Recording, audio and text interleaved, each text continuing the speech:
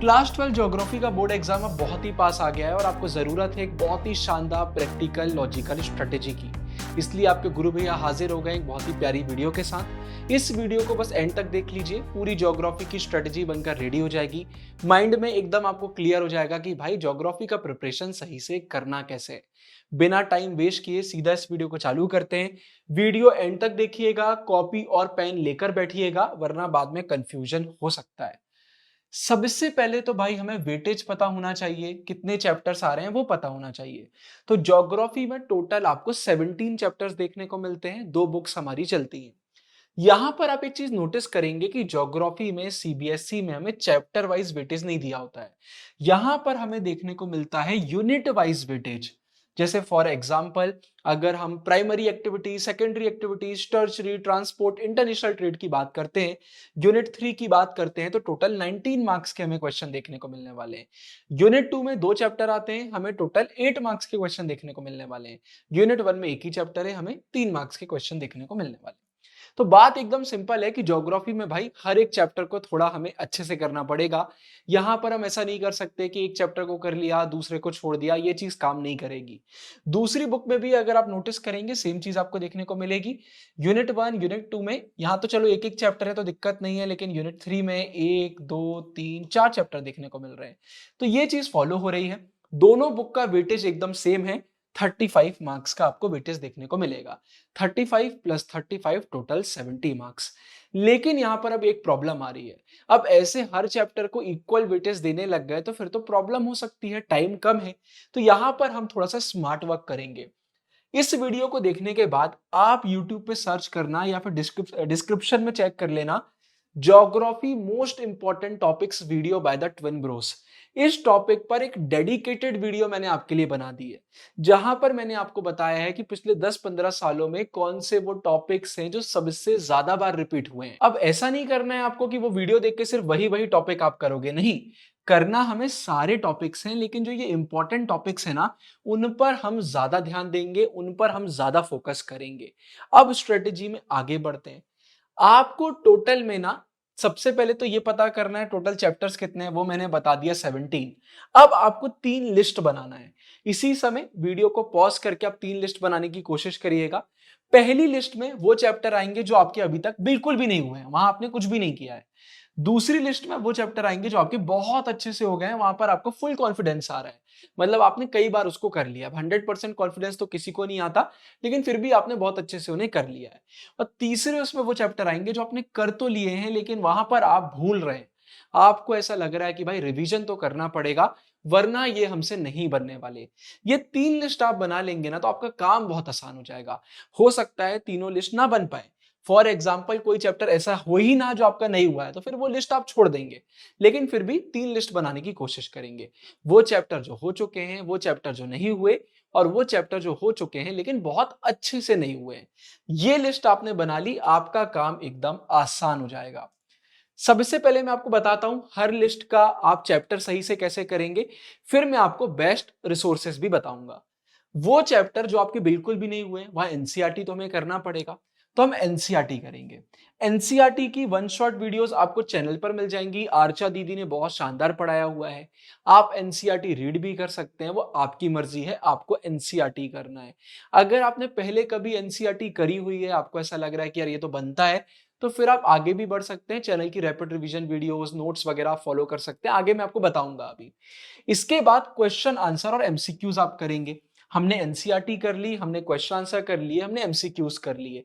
और इससे पहले हमने वो वीडियो देखा हुआ है जहां पर हमने मोस्ट इंपॉर्टेंट टॉपिक्स देखे हुए हैं, जो मैंने बनाया हुआ है, आपको बताया पहले मैंने।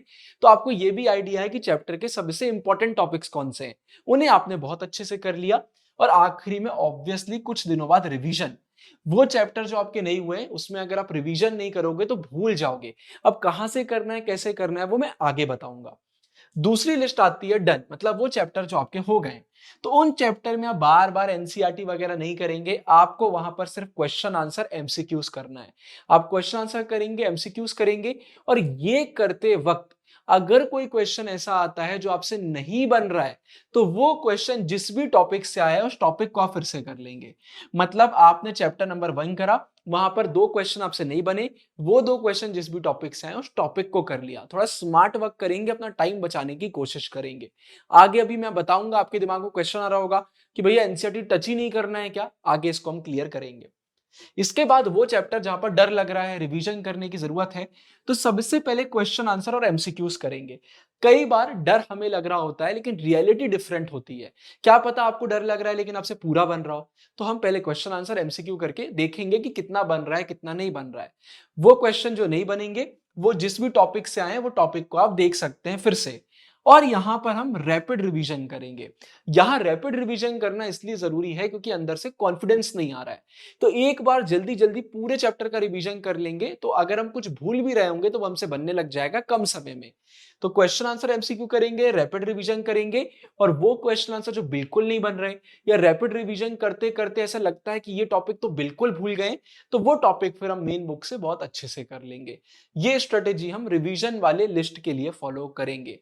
क्लियर है? अगर क्लियर नहीं हुआ है, वीडियो में पीछे जाओ, इसको फिर से सुनो। तीनों लिस्ट को कैसे करना है मैंने आपको बता दिया। नॉट डन में NCERT question answer MCQs revision करेंगे। डन में क्वेश्चन आंसर एमसीक्यू करेंगे, नीड होगी तो टॉपिक्स करेंगे, नहीं होगी तो नहीं करेंगे। जहां रिवीजन करना है वहां क्वेश्चन आंसर एमसीक्यू भी करेंगे, रैपिड रिवीजन भी करेंगे, और इसके बाद नीड नहीं आएगी, बट अगर आ जाती है तो मेन टॉपिक्स हम फिर से कर लेंगे। वीडियो अभी तक देख रहे हो तो वीडियो को लाइक कर दो, कोई भी प्यारा सा कमेंट कर दो, यूट्यूब की एल्गोरिदम वीडियो को आगे पुश करेगी। अब बात करते हैं सबसे इंपॉर्टेंट रिसोर्सेस की, कि ज्योग्राफी में अगर 70 में से 70 आप स्कोर करना चाहते हैं तो कौन सी रिसोर्सेस आपको फॉलो करना पड़ेंगी। फ्री रिसोर्सेस भी बता रहा हूं मैं आपको, पेड रिसोर्सेस भी बता रहा हूं। सबसे पहले नीचे से चालू करता हूं, फ्री पावर शॉर्ट नोट्स। अगर आप हमारी application the twin Bros download करेंगे या फिर हमारे टेलीग्राम द ट्विन ब्रोस पर जाएंगे, तो आपको ज्योग्राफी के सबसे शानदार फ्री पावर शॉर्ट नोट्स मिलेंगे। शॉर्ट नोट्स हैं, सबसे बेहतरीन है रिवीजन करने के लिए, कुछ भी स्किप नहीं करा गया है। तो उसको डाउनलोड कर लीजिए। बहुत सारे बच्चों ने डाउनलोड करके प्रिंट करवा के भी रख लिया है, आप भी कर सकते हैं। फिर सबसे सुप्रीम रैपिड रिवीजन सीरीज एकदम फ्री हमारे यूट्यूब पर अवेलेबल है। मेरी बातों पर मत आइए, चैनल पर जाइए, पॉपुलर वीडियोस पे जाइए, सारी वीडियोस रैंक कर रही हैं। पूरे यूट्यूब पे ज्योग्राफी की रैपिड रिवीजन वीडियोस रैंक कर रही हैं। रीजन बहुत सिंपल है, बहुत सारे चैनल रैपिड रिवीजन वीडियोस बनाते हैं लेकिन वो उसमें क्वालिटी नहीं देते। अगर आप हमारी रैपिड रिवीजन वीडियोस देखेंगे, कम टाइम में पूरा चैप्टर, आप बोलेंगे भैया ने इतने कम टाइम में पूरा चैप्टर आखिर करा कैसे दिया। तो सबसे प्रीमियम रैपिड रिवीजन की ये वीडियोस है, फ्री में अवेलेबल है। एमसीक्यू सीरीज ज्योग्राफी की चैनल पर कंप्लीट हो गई है। बुक 1 की वीडियोस मैंने बनाई है, बुक 2 की वीडियोस देव भैया ने बनाई है। आप एमसीक्यूज वीडियो कर लीजिए, आपको मैं लिख कर दे रहा हूं, पूरी एनसीईआरटी के एमसीक्यू कवर हो जाएंगे। बाजू में एनसीईआरटी ओपन करके बैठ जाना और फिर चालू हो जाना। कुछ बच्चे बोलते हैं भैया स्ट्रेटेजी वीडियोस में आप अपने चैनल की वीडियोस बताते हो। अरे जिन वीडियोस पर मुझे ट्रस्ट है वही तो मैं आपको बताऊंगा ना। मुझे मेरे चैनल पे पूरा भरोसा है, हम हर साल टॉपर्स निकालते हैं। आप खुद चेक करना, बाजू में एनसीईआरटी खोल के बैठ जाना। अगर मैं झूठ बोल रहा हूं आप कमेंट में लिख देना कि भैया ने झूठ बोला था। आप बोलोगे यार भैया पूरी एनसीईआरटी ही कवर हो गई है। और इसके बाद टॉप पे सबसे प्रीमियम फंसना पक्का है सीरीज, नाम से ही पता चल रहा है। फंसना पक्का है सीरीज में हम क्या करते हैं, पूरी एनसीईआरटी को क्वेश्चन आंसर फॉर्मेट में आपके लिए निचोड़ देते हैं। तो फंसना पक्का है सीरीज आपको करना है। ज्योग्राफी की अगर आप चैनल पर फंसना पक्का है वीडियोस देखेंगे, वो थोड़ी सी पुरानी है लेकिन इसका ये मतलब नहीं है कि वो दमदार वीडियोस नहीं है, बिल्कुल आप उनको फॉलो कर सकते हैं। अगर आपको लेटेस्ट वीडियोस चाहिए हैं तो हम कोशिश कर रहे हैं कि हम इंपॉर्टेंट चैप्टर्स की बना देंगे। आप कॉमेंट्स में बताना कि आपको सबसे डिफिकल्ट कौन सा चैप्टर लगता है। फंसना पक्का है का लेटेस्ट 2025-26 का अगर आपको पीडीएफ चाहिए है तो वेबसाइट एप्लीकेशन पर मिल जाएगा। डिस्क्रिप्शन में मैं आपके लिए सैंपल पीडीएफ डाल दूंगा।